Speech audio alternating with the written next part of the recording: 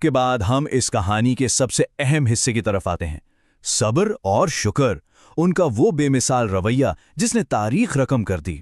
ذرا اس بات پر غور کرے، اتنا بڑا نقصان، ساری دولت ختم، بچے نہیں رہے، جسم بیماری سے چور چور ہے، لوگ چھوڑ گئے ہیں، لیکن ان کی روحانی طاقت کا عالم دیکھیے۔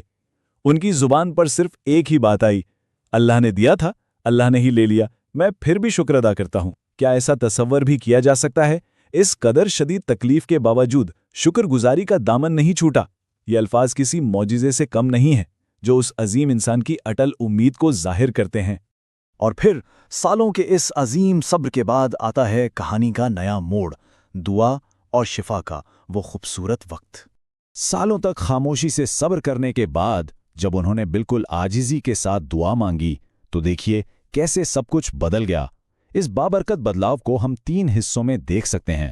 پہلے، ان کی دعا سیدھی قبول ہوئی۔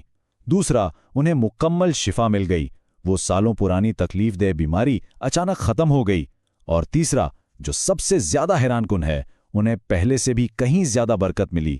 جو کچھ کھویا تھا وہ نہ صرف واپس آیا بلکہ دوگنا ہو کر لوٹا۔ یہ اس بات کا کھلا ثبوت ہے کہ سچے دل کی دعا اور کامل صبر کا نتیجہ ہمیشہ حیران کن ہی ہوتا ہے۔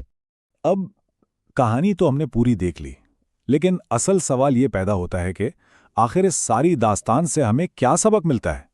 کیونکہ تاریخ سننے کا مزہ تو تبھی ہے جب اس میں ہماری آج کی روزمرہ کی زندگی کے لیے کوئی بڑا پیغام چھپا ہو۔ تو چلیے دیکھتے ہیں کہ اصل سبق کیا ہے۔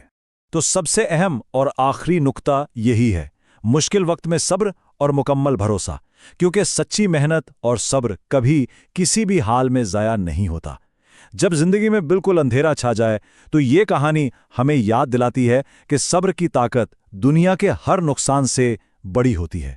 کیا ہم سب اپنے مشکل وقت میں ایسی امید کو اپنی زندگی کا حصہ بنا سکتے ہیں؟ سوچئے ضرور۔ اور اسی ایک بہت ہی گہرے خیال کے ساتھ ہم اپنے آج کے اس وضاحتی سفر کو یہیں مکمل کرتے ہیں۔